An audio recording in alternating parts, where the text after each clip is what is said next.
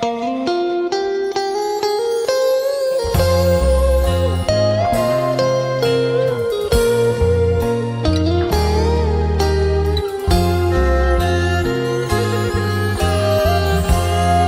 อยทองเส้นนี้เก็บเงิน3 ปีจึงได้ซื้อมาเก็บไว้เพื่อเป็นของมัน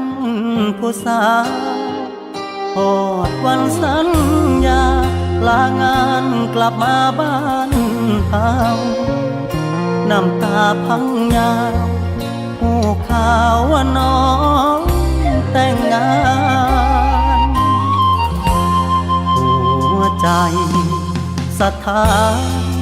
อ้ายมาบ่ทันใจเจ้า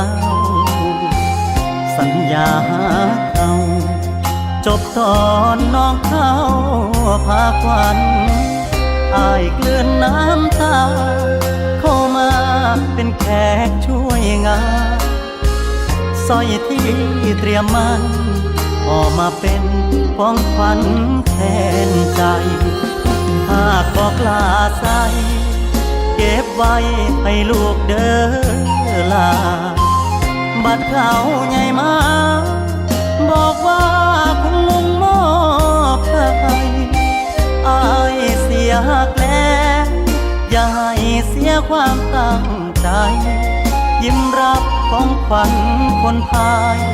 ก่อนลาใจไปชั่วชีวิตสร้อยทองเส้นนี้บ่มีสิทธิ์เป็นของมันมองเป็นของขวัญช่วยงานแล้วอ้ายสินี้กระเป๋า1 ใบกลับไปสู่งานอีกทีจากบ้านวันนี้อ้ายบ่มีน้องยืนส่งทาง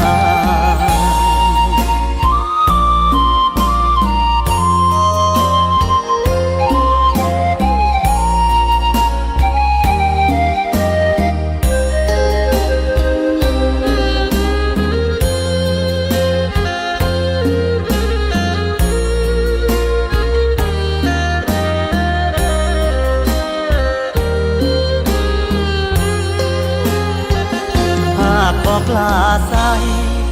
เก็บไว้ให้ลูกเด้อลา